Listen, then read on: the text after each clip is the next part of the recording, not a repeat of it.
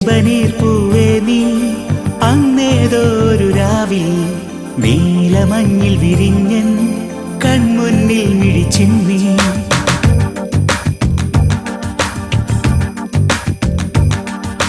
ചെമ്പനീർ പൂവേ നീ അന്നേതോരു രാവിൽ നീലമഞ്ഞിൽ വിരിഞ്ഞൻ കൺമുന്നിൽ മിഴിച്ചിന്നി.